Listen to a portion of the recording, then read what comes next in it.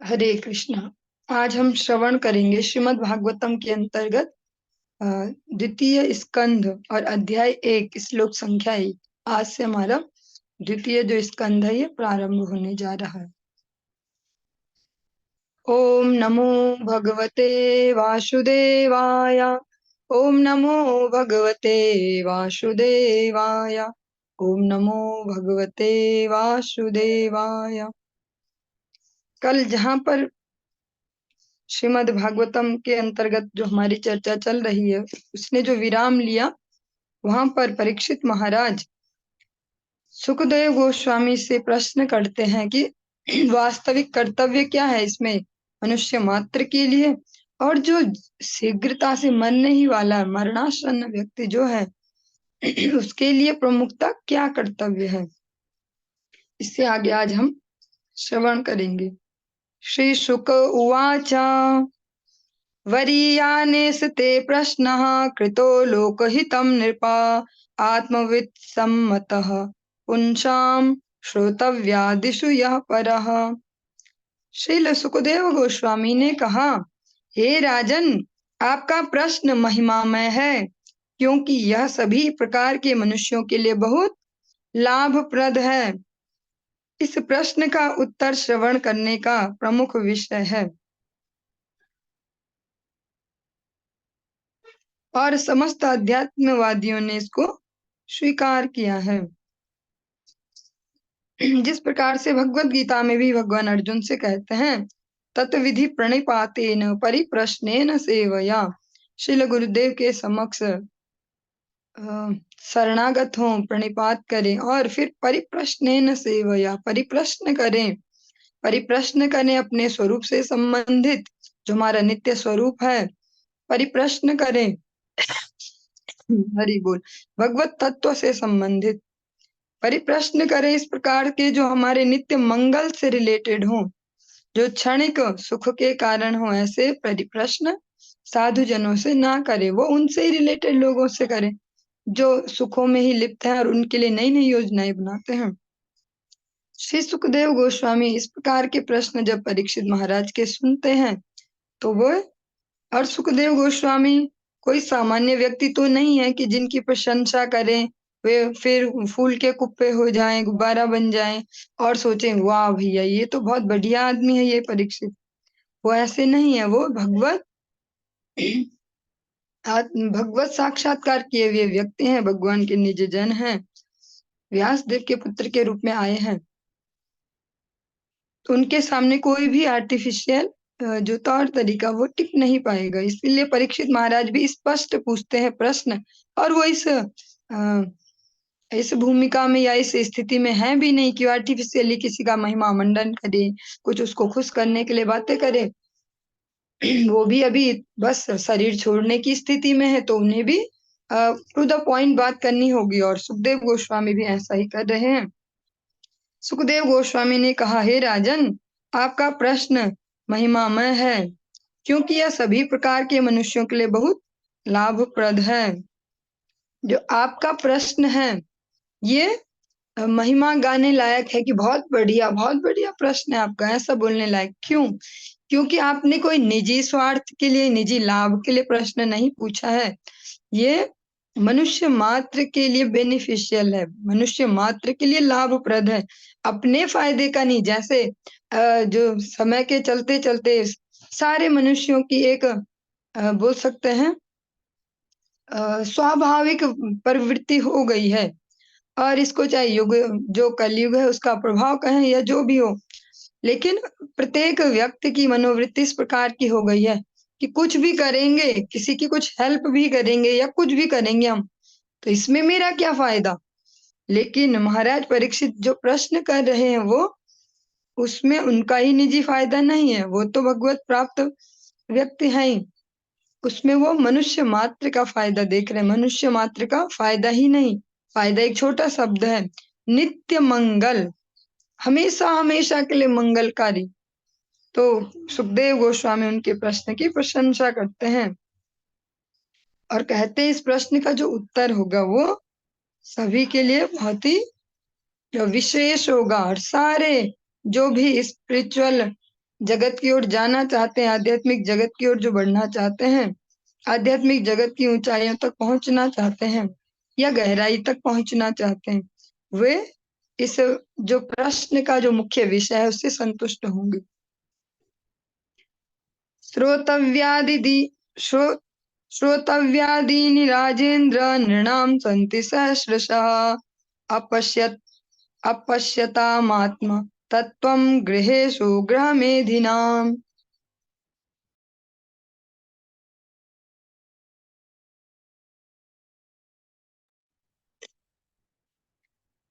हे सम्राट, भौतिकता में उलझे व्यक्ति जो परम सत्य विषयक ज्ञान के प्रति अनभिज्ञ हैं, उनके पास मानव समाज में सुनने के लिए अनेक विषय होते हैं। सुखदेव गोस्वामी जी आगे कहते हैं, हे सम्राट, हे राजा, भौतिकता में उलझे व्यक्ति जो परम सत्य विषयक ज्ञान के प्रति अनभिज्ञ होते हैं, उनके पास मानव समाज में सुनने के लिए अनेक विषय होते हैं। बहुत ही स्पष्ट शब्दों में कहा गया है, जो केवल इस मटेरियल वर्ल्ड में उलझे हुए हैं, यही के फायदे देख रहे हैं, खाना, सोना और गृहस्थ में जाना, स्त्री पुरुष संबंध और संतान पालन पोषण, केवल जो इतने में ही उलझे पड़े हैं और जिनको कुछ आता पता ही नहीं है कि कुछ भगवान बोल के कोई वस्तु है या उससे हमारा कोई रिलेशन है या उस तक पहुंचना हमारा गोल है, उस प्रोसेस को समझना हमारा गोल है, उस पर चलना हमारा कर्तव्य है, प्रधान कर्तव्य है। जो इस प्रकार से नहीं जानते, इसके प्रति अनभिज्ञ हैं, जिनको भिज्ञ नहीं है, जिनको ज्ञात नहीं है, ऐसा भी कुछ है। क्योंकि नॉर्मली जब देखते हैं कोई भी बच्चा जन्म लेता है, उसको बचपन से ऐसी कंडीशनिंग मिलती है आसपास के प्रत्येक व्यक्ति से, चाहे परिवार हो, चाहे पड़ोसी हो, चाहे समाज हो, चाहे सोशल मीडिया, जिस जिस भी जगह से वो कुछ ज्ञान अर्जित कर सकता है, वहां से सब जगह से यही पता चलता है कि मैं ये शरीर हूँ, इससे रिलेटेड ही मेरा है और मुझे इस शरीर सेंट्रिक ही सारे फायदे नुकसान देखने हैं। जो मेरे शरीर से संबंधित कुछ मुझे फायदा करता है वो मेरा मित्र है, जो इससे रिलेटेड कुछ नुकसान है वो मेरा शत्रु है। और अध्यात्म की कोई चर्चा ही नहीं है। न तो जो पेरेंट्स हैं, जो अभिभावक हैं, जो श्रेष्ठ जन है समाज में या किसी परिवार में, किसी भी संस्था में, वो खुद भी स्पिरिचुअली इतने स्ट्रांग नहीं है या उन्हें कुछ भी नहीं पता अध्यात्म वास्तव में क्या है। अध्यात्म मतलब अगर आप धार्मिक हैं तो ज्यादा से ज्यादा सुबह शाम दिया जला दो और घंटी बजा दो थोड़ी देर, बस हो गया। या एक आध आरती कोई सी भी बोल दो, इस देवता की उस देवता की, कुछ भी बोलो, हो गया। इससे ज्यादा क्या धार्मिकता होगी? यही धार्मिकता है। और हर बात पे बोल दो कि भैया भगवान की दया है या इनकी दया उनकी दया, और हो गया अध्यात्म। लेकिन जो वास्तविक अध्यात्म है कि हमारा निज स्वरूप क्या है, हम वास्तव में कौन है। ये शरीर तो हम देख रहे हैं कि हम एक दिन पहले ऐसे नहीं थे। अगर हम एक हफ्ते पहले फोटो खिंचवाएं, एक हफ्ते बाद फोटो देखें तो कुछ अंतर आ गया है। इसमें अगर अंतर कम दिख रहा है तो एक एक महीने का डिफरेंस ले लो, अंतर ज्यादा दिखेगा। अगर साल का वही डिफरेंस हो जाता तो बहुत ज्यादा अंतर, अरे ये तो मैं नहीं हूँ। पर लेकिन हमारी उससे आसक्ति है तो हमें लगता है ये मैं ही हूँ, जबकि वो मैं नहीं हूँ। प्रतिपल बदल रहा है शरीर। और साइंस के भी हिसाब से समझे तो हर 11 महीने में एक नई बॉडी हमारे पास होती है, अगर हम ठीक से समझ पाए। तो समझना ये होगा कि वास्तव में हमारा स्वरूप क्या है, जिसको इस शरीर के अंदर रखा गया है, जिसकी वजह से ये बोल पा रहा है, सुन पा रहा है, समझ पा रहा है, रिएक्शन दे पा रहा है, वो है कौन? शरीर तो एक स्थूल कुछ है, ये बढ़ते जा रहा है, इसमें अलग अलग चेंजेस हो रहे हैं। तो अपने निज स्वरूप को समझना, और जो परम सत्ता है, जो पूरे जो भौतिक सृष्टि भी जो हमें दिख रही है, इसको कौन कंट्रोल कर रहा है, जो सुपर कंट्रोलर है वो कौन है? जो सुपर कंट्रोलर है वो कौन है, ये क्वेश्चन नहीं उठता। या उठे तो हम उसको किसी से पूछ नहीं पाते या सही जगह नहीं पूछते। तो जो इस वास्तविक सत्य के प्रति, आध्यात्मिक विषय के प्रति अनभिज्ञ हैं, सुखदेव गोस्वामी जी कहते हैं उनके पास सुनने के लिए बहुत सारे सब्जेक्ट हैं, अलग अलग टॉपिक हैं, बहुत सारे टॉपिक हैं उनके पास। कभी राजनीति के ले लो, कभी पड़ोसन को ले लो, कभी पड़ोसी के बेटे को ले लो, या अगर प्रभु जी वर्ग में देखें राजनीति ले लो, कभी क्रिकेट की चर्चा कर लो, कभी किसी एक्टर की चर्चा कर लो, कभी कोई पॉलिसी के बारे में चर्चा कर लो, कुछ भी अलग अलग बहुत सारे अनगिनत टॉपिक हैं। निद्रया ह्रियते नक्तम व्यवायेन च वायवयः दिवाचार्थे हया राजन कुटुंब भरणेन वा। ऐसे इन शब्दों को अगर आप सभी वैसे भी फोकस्ड होके ही सुनते हैं, फिर भी प्रार्थना है कि प्रथम स्कंध जा चुका है और धीरे धीरे हमें फोकस को बढ़ाना होगा। न कि ठीक उल्टा करें कि अब तो हम हैबिचुअल हो गए, इतने बजे क्लास शुरू होती है, हम ऑन कर देते हैं, अपना सब करते भी रहते हैं और इतने बजे हो जाता है वांछा और हो गया। इसके बजाय हम इसके प्रति और सतर्क हो जाएं कि अब तो कुछ और आने वाला है, अब हम कुछ ऐसा ना हो जो हमसे मिस हो जाए। क्योंकि ये वैसी एजुकेशन तो नहीं है, ये वैसी क्लास नहीं है कि आपने आज पढ़ाई कुछ भी और वो आगे कुछ काम नहीं आया आपके।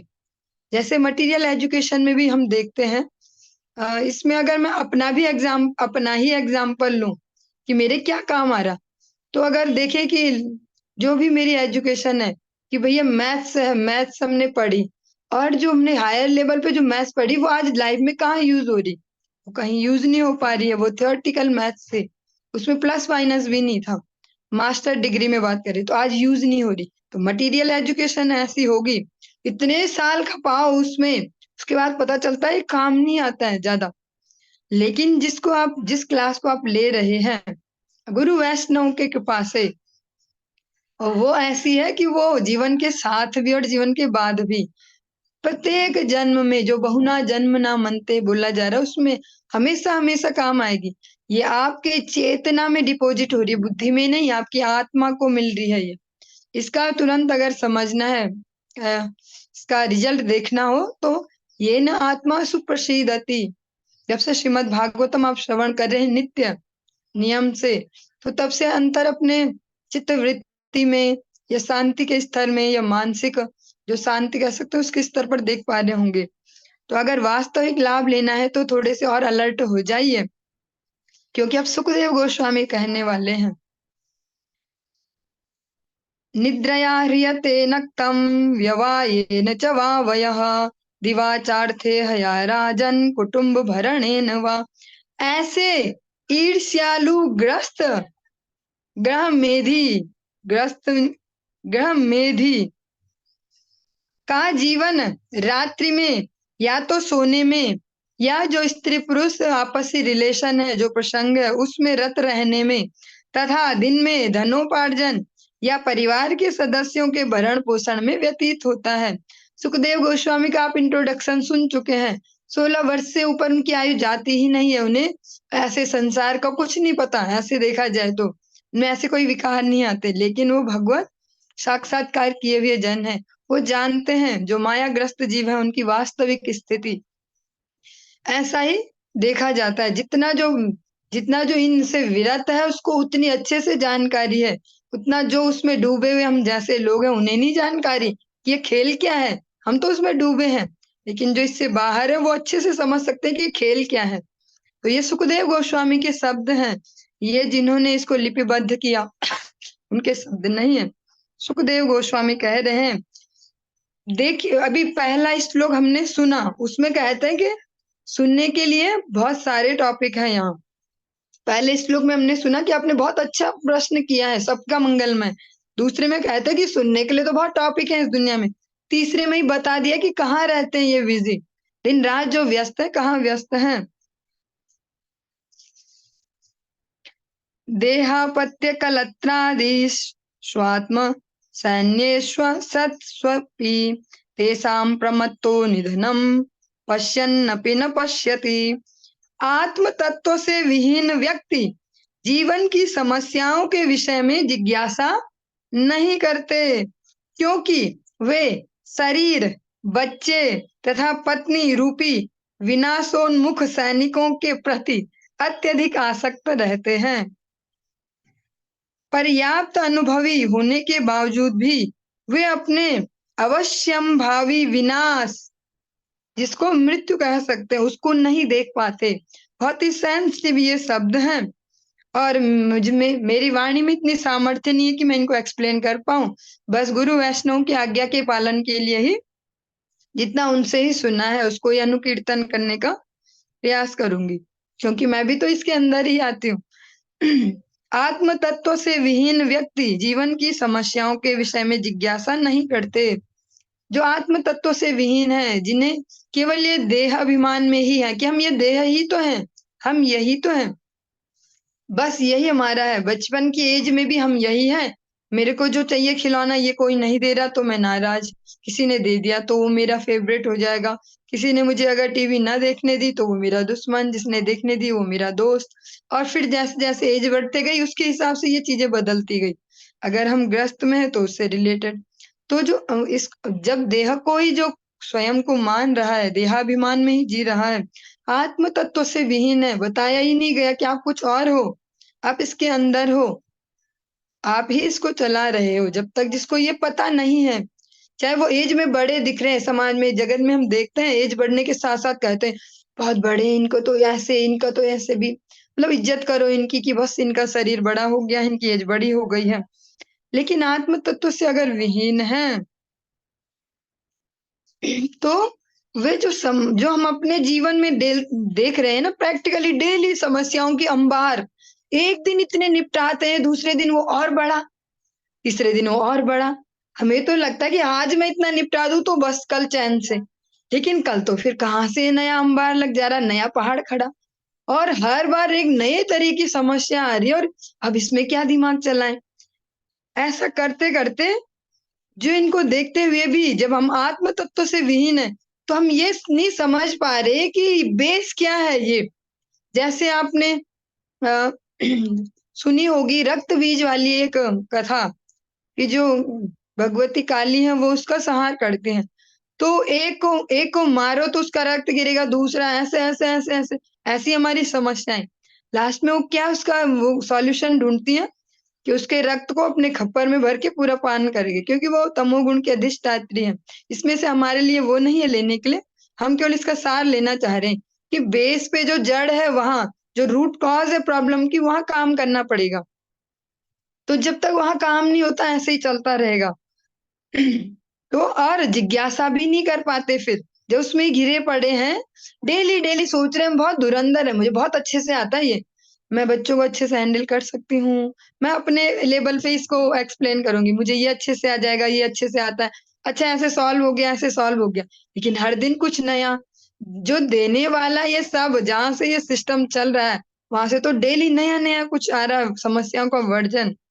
तो जो आत्म तत्व से विहीन है वो जिज्ञासा भी नहीं कर पाते कि ऐसा क्यों हो रहा है, ये क्या हो रहा है, क्यों नहीं कर पाते। उसका भी एक रीजन है। सुखदेव गोस्वामी कहते हैं क्योंकि वे शरीर में और शरीर के जो संबंध हैं, यहाँ पर तो स्पष्ट पत्नी बच्चे इनको कहा गया है, कलत्रादिश्वा। लेकिन इसमें हम पूरे रिलेशनशिप को या पूरे जो भी हमारा तंत्र पूरा फैला है, सिस्टम पूरा फैला है, समाज ये वो, उसको सबको ले सकते हैं।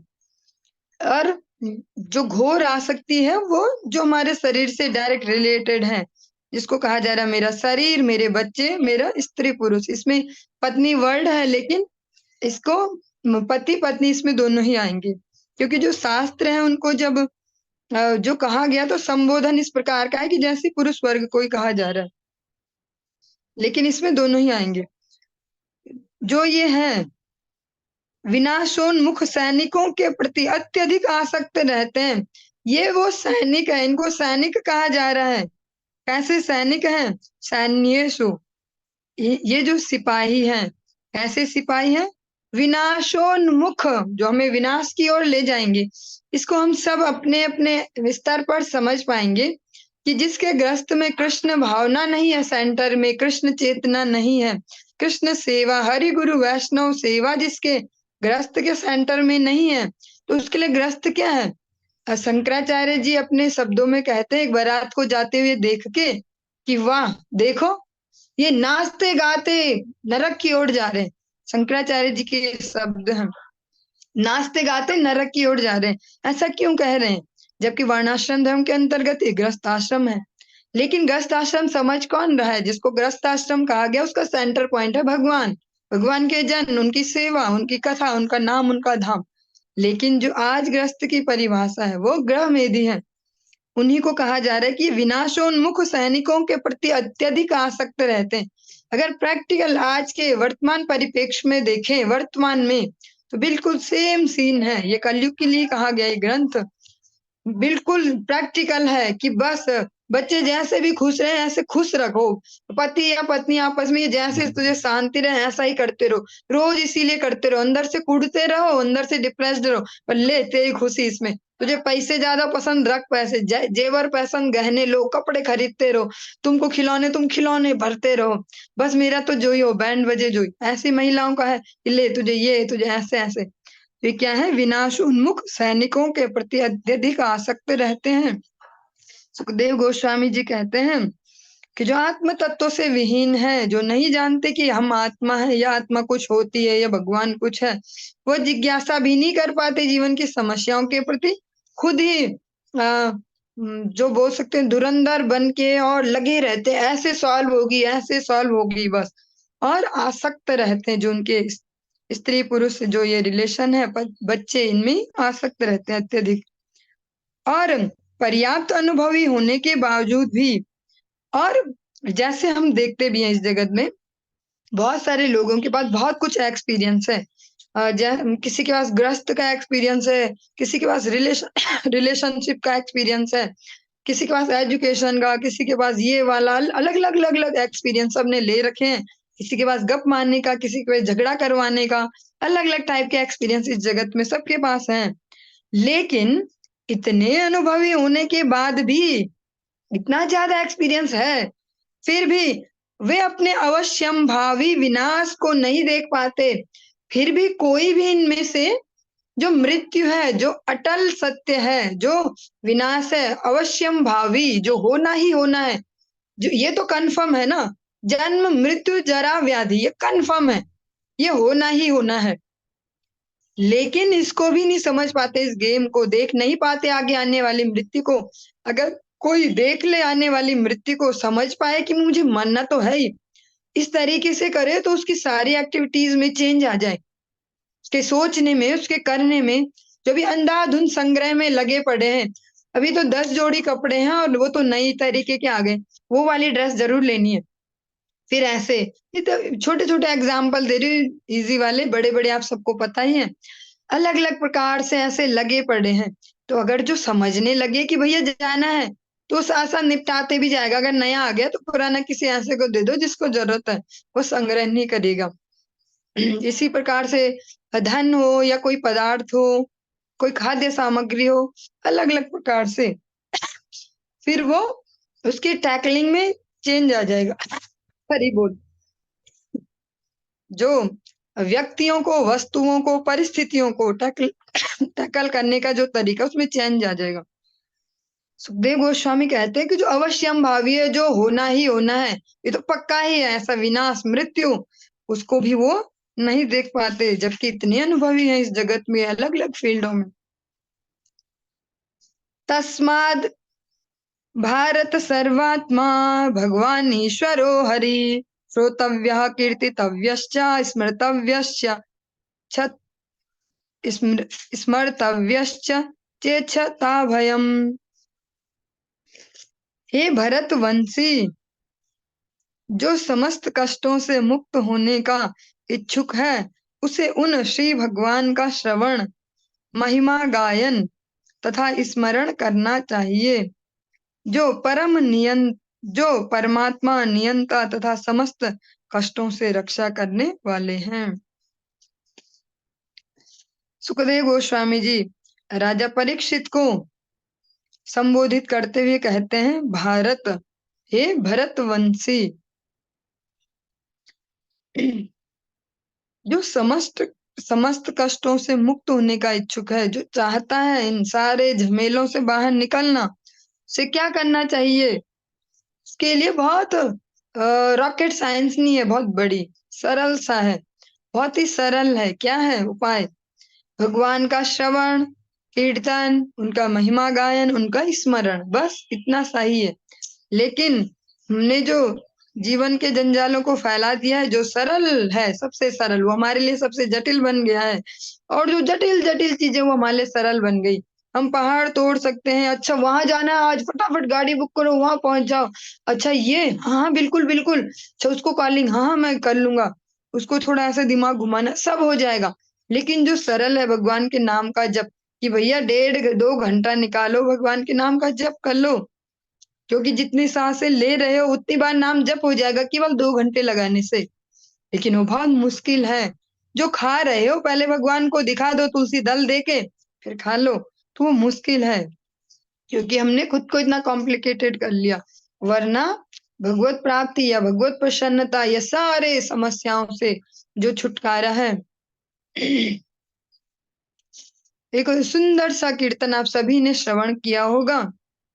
गौरांग भजिले गौरांग जपिले सब दुखे अवसान रे, भज गौरांगो कह गौरांगो लाह गौरांगेरा नाम रे।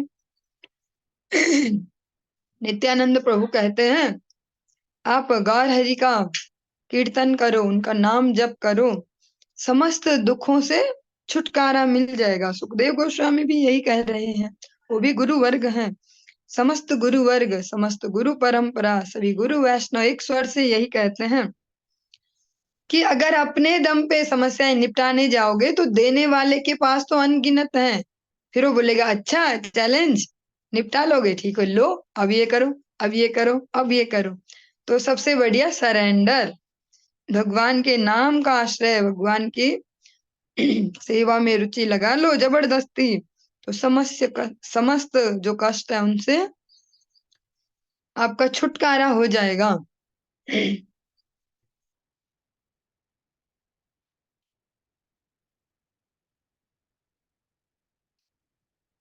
उसे उन भगवान का श्रवण महिमा गायन तथा स्मरण करना चाहिए जो परमात्मा नियंता तथा समस्त कष्टों से रक्षा करने वाले हैं।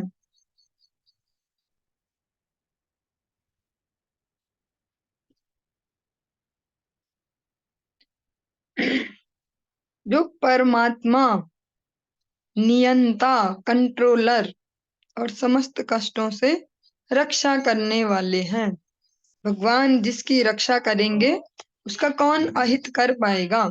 जब हमें ये यकीन हो जाएगा तो फिर सारे कष्टों से उसी क्षण छुटकारा हो जाएगा। बाहर से दिखेंगे समस्याएं आती जाती, लेकिन हमारा जो माइंड सेट होगा वो समस्या में घिरे वाले व्यक्ति का नहीं होगा, सॉल्यूशन वाले व्यक्ति का होगा, कि जिसको पता है क्या सॉल्यूशन करना है। तो बहुत ही सरल सा उपाय यहाँ पर सुखदेव गोस्वामी भी कहते हैं, भगवान का श्रवण महिमा गायन और स्मरण। आगे कहते हैं एतावान सांख्य योगाभ्याम स्वधर्म परिनिष्ठया जन्म लाभ पर पुंसा मनते नारायण स्मृति।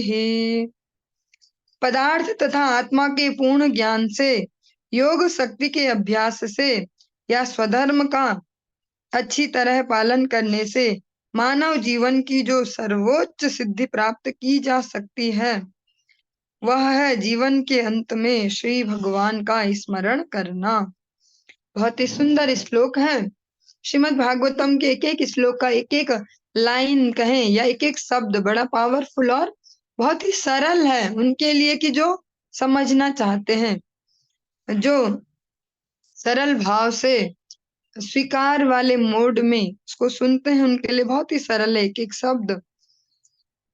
पदार्थ तथा आत्मा के पूर्ण ज्ञान से, पदार्थ तथा आत्मा के पूर्ण ज्ञान से, जो आत्मा है और जो परमात्म तत्व है उसके बारे में जो, और इस भौतिक प्रकृति को जो अच्छे से समझ ले, योग शक्ति के अभ्यास से, जो वास्तविक योग है, ये योग नहीं जिसको हम सब आज योग की तरह देखते हैं, जिसको योगा भी कहा जाता है, जिसको जिसको हम योग कह रहे हैं कि अनुलोम विलोम कर लीजिए, ये इसका जो आज की डेट में यूज है वो क्या है, शरीर को स्वस्थ रखना।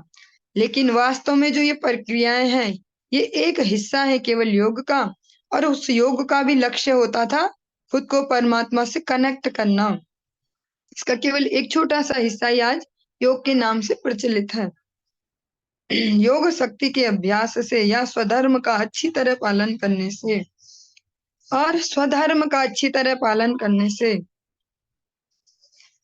अब इस स्वधर्म शब्द के तो अलग अलग बहुत सारी एक्सप्लेनेशन हो सकती है।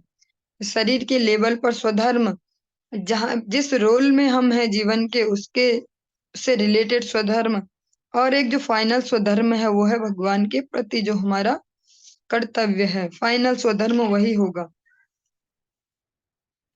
इसको कभी भगवत कृपा से जब समय होगा तो इस स्वधर्म पर चर्चा करेंगे, भगवत गीता का रेफरेंस लेके।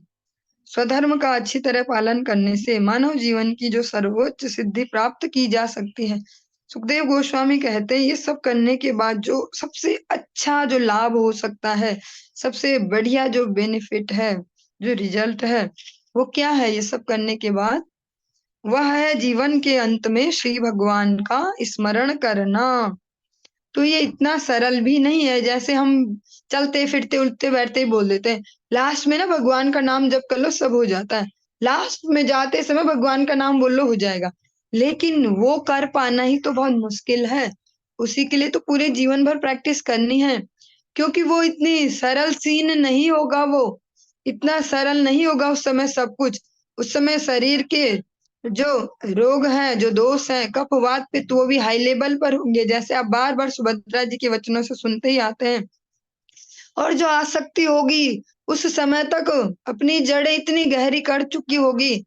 जैसे आप देखते हैं कि आप अगर घर में ही आपके पास एक बगीचा है, उसमें कोई बेल लगा लेते हैं अंगूर की, या कोई ऐसी बेल या कोई वैसा पेड़ जो जड़ें फैलाता है, तो पता भी नहीं चलेगा कब वो आपके सारे घर के अंदर भी घुस गया और एक बेल आपके पूरे घर को तहस नहस कर सकती है। इतनी फैल जाए अगर वो। ऊपर से तो दिख रहा है बहुत सुंदर है, बहुत सुंदर है, अंदर से कहाँ कहाँ वो जड़ें ले गया पता नहीं है। तो जो जीवन का जो अंतिम क्षण है, जिसको इतना इजी कहते हैं, लास्ट में बस राम का नाम ले लो और हो गया। भगवान का ही नाम तो लेना लास्ट में। तो जब किसी को ये कहा जाए कि भगवान का नाम लेना ही हमारा लक्ष्य है, तो इजीली कोई भी कह दे हाँ तो ठीक तो है, बस एक बार बोल दो और हो गया। जीवन भर क्या करना? लेकिन जीवन भर ये करना, क्योंकि इतना इजी नहीं है वो लास्ट समय पे आना। जो हमने सब जगह अपनी आसक्तियां फैला दी हैं, उसकी जड़ें कहाँ कहाँ कहाँ कहाँ घुस गई हमें खुद को नहीं पता। कब कौन सी जड़ कौन से घर के कौन से कमरे के फर्श को फाड़ते हुए ऊपर निकलेगी पता नहीं है। वो आसक्ति की जड़ें इतनी मजबूत हो चुकी होंगी, कहाँ से निकलेगा राम का नाम? तब तो ये बोलेंगे वो वाला बेटा नहीं आया मेरा, वो उसको बुलाओ, और वो होगा बहुत दूर, फ्लाइट करके आएगा और देर हो जाएगी। या वो वाला नाती पोता वो नहीं आया, या उसको पैसे देने थे, उसने हमारे देने थे, या जो जो भी किसी से झगड़ा हुआ हो तो वो याद आएगा। अधिकतर ऐसे ही लोग याद आएंगे जिनसे ज्यादा अटैचमेंट होगा, या ज्यादा डिटैच, जिनसे ज्यादा हमारा नफरत होगी। तो वो भगवान का नाम आ नहीं पाएगा लास्ट में। इसलिए पूरे जीवन भर प्रैक्टिस कराई जा रही है इस कलयुग में। इसको बोलते हैं धन्य कली। जो ये कली है जिसमें हम सभी हैं, ये वैसा कली नहीं है बेकार वाला कली, ये है धन्य कली। भक्ति विनोद ठाकुर जी कहते हैं ये धन्य कली है। इसमें जो गौर हरि ने युग धर्म हरि नाम संकीर्तन को जो इंट्रोड्यूस कराया है, अगर कोई इसका आश्रय ईमानदारी से ले ले तो फिर वो बहुत ही शीघ्र भगवत धाम जा सकता है इसी एक ही जन्म में। वो बहुना जन्म ना मनते से बाहर निकल सकता है। इसीलिए जो गुरु वैष्णव है, समस्त गुरु परंपरा है, उनका एक ही फोकस है हम सभी को भगवान के नाम, भगवान की सेवा, भगवान के धाम सबसे जोड़ना। इसीलिए तो इतने सारे तरीके अप्लाई किए जाते हैं। संकीर्तन करवाओ घरों में, चलो वहां की यात्रा जारी, धाम यात्रा, चलो चलो चलो, वहां ये चल रहा, वहां वो चल रहा, वहां भागवतम। इसीलिए सब कुछ चल रहा है। इसका फाइनल गोल है हमारी भगवान नाम में इतनी आसक्ति हो जाए कि बस हर बात पे फिर भगवान नाम निकले, जिसकी प्रैक्टिस हम अभी से करते हैं अपनी लाइफ में। हम सभी लोग, आप सब भी करते ही हैं। किसी को खांसी आए तो हरि बोल, कुछ हो जाए तो राधे राधे, कुछ हो जाए तो हरे कृष्णा। ऐसे प्रैक्टिस करेंगे, आर्टिफिशियली प्रैक्टिस करेंगे अभी तो, क्या पता करते करते वो नेचुरल में आ जाए, वो आदत ही बन जाए। जिस प्रकार से किसी को अगर गलत आदत भी लगाई जाती है, किसी बच्चे को अगर उसको कह सकते हैं स्मोकिंग करना या ड्रिंकिंग, शराब पीना, ये सब सिखाया जाता है। तो पहले पहले तो उसको भी तो पसंद नहीं होता, वो धुएं से उसे भी परेशानी होती है, वो शराब उसको भी कड़वी लगती है। लेकिन जब उसको इमोशनली या कैसे कैसे कैसे धीरे धीरे, अरे यार मेरे दोस्त नहीं है, थोड़ा सा एक बार, आज मेरा बर्थडे है या आज तेरा बर्थडे है या आज ये, आज तू बहुत दुखी है, आज मैं बहुत दुखी, ऐसे कर करके उसको प्रैक्टिस कराई जाती है, फिर वो एक्सपर्ट हो जाता है एक दिन। तो इसीलिए कहा जाता है, जो ये कलयुग है इसमें एसोसिएशन इज द कंक्लूजन, संग ही सार है। और इसीलिए साधु गुरु वैष्णव का संग करने पे जोर दिया जाता है। उनका संग करेंगे तो भगवान नाम में आसक्ति होगी, वो अलग अलग बहानों से हमें भगवान के नाम में आसक्ति उत्पन्न करवा देंगे, अलग अलग तरीके से। अच्छा आज ऐसा है, आज वैसा, आज राधा रानी का बर्थडे, आज ठाकुर जी का बर्थडे, आज तो ये गोस्वामी की तिथि, आज वो है, आज एकादशी कीर्तन, आज संडे प्रोग्राम, आज आपके घर पे संकीर्तन, आपके घर पे बर्थडे, आज ये ऐसा ऐसा, कैसा कर करके भगवान नाम में आसक्ति उत्पन्न हो जाएगी, तब जाके ये हो पाएगा जिसको सुखदेव गोस्वामी कहते हैं। जो जीवन की सर्वोच्च सिद्धि है वो क्या है? अंत में श्री भगवान का स्मरण करना। भगवान कृष्ण अपने मुख से भी स्पष्ट भगवत गीता में अर्जुन को कहते हैं, अंत काले च मामेव स्मरन् मुक्त्वा कलेवरम यह प्रयाति समद्भावम याति नास्त्यत्र संशया, कोई संशय नहीं है, जो लास्ट में मेरे नाम का उच्चारण करेगा अपने शरीर को छोड़ते हुए मुझ तक ही पहुंचेगा। भगवान खुद ही गारंटी ले रहे। हम यही तो चाहते हैं ना, कुछ भी करते हैं कि गारंटी लोगे तुम लोगे गारंटी, तुम दिखा दोगे मुझे भगवान, या तुम ये कर दोगे, अच्छा तुम्हारे बोलने से कोर्स करो, तुम जाओ लगाओगे, ऐसे गारंटी तो चाहते हैं। भगवान कृष्ण अपने आप से ही गारंटी दे रहे, खुद ही कह रहे कि मेरे धाम से कोई वापस नहीं आता, और प्रोसेस भी बता रहे मन मना भो, और बता भी रहे, लास्ट में कहते भी हैं अंत काले चा याति नास्त्यत्र संशया, कोई संशय नहीं है, कोई डाउट नहीं है, पक्का है, मेरी तरफ से पूरी गारंटी है। अर्जुन के मुख से भी कहलवाते हैं, कौन्तेय प्रतिजानीहि न मे भक्ता प्रणश्यति, तुम प्रतिज्ञा कर दो, मैं अपनी तो छोड़ देता हूँ ना, कभी कभी कोई ऐसी सीन आ जाती है, भक्त की तो नहीं तुड़वाता मैं, तो तुम प्रतिज्ञा करो, कौन्तेय प्रतिजानीहि न मे भक्ता प्रणश्यति, जो मेरा भक्त होगा, मेरी भक्ति करेगा, उसका कभी नाश नहीं होगा, कभी पतन नहीं होगा, वो इतना कभी नहीं गिरेगा कि उसकी थू हो जाए जगत में, मैं उससे पहले ही उसको ऊपर उठा लूंगा। प्रायेण मुनयो राजन्निवृत्ता विधिशेषतः नैर्गुण्यस्था रमन्ते स्म गुणानुकथने हरे। हे राजा परीक्षित, मुख्यतया सर्वोच्च अध्यात्मवादी जो विधि विधानों एवं प्रतिबंधों से परे हैं, वे श्री भगवान का गुणगान करने में आनंद का अनुभव करते हैं। राजा परीक्षित को कहते हैं सुखदेव गोस्वामी, जो सर्वोच्च अध्यात्मवादी मीन जो अध्यात्म विज्ञान है, जो इसमें सर्वश्रेष्ठ स्थिति पर है, जो जगत के सांसारिक जो विधि विधान है, जो प्रतिबंध है, वो मन के स्तर पर, तन के स्तर पर कैसे भी हो सकते हैं, जो उनसे ऊपर हैं, वो कहाँ आनंद लेते हैं, क्योंकि आनंद तो सबको चाहिए। हम लोग तो आनंद ले लेंगे कि भैया दो लोग लड़ाई कर रहे हैं तो हम खड़े होके तमाशा देख लेंगे, तो इसमें ही मजा आ गया। अच्छा शादी हो रही है, अच्छा बारात जा रही है, हमको मजा आ गया, हम अलग अलग प्रकार से मजा ले लेंगे, हमारा तो मजा ही, आनंद तो हमें पता ही नहीं है। लेकिन जो अध्यात्म के सर्वोच्च शिखर पर है, वे कहाँ आनंद लेते हैं, वो आनंद लेते हैं भगवान के गुणगान में, उन्हें और कहीं आनंद नहीं आता है। चलिए आज की इस चर्चा को यहीं पर ही विराम देंगे, आगे कल कंटिन्यू करेंगे। हरि बोल।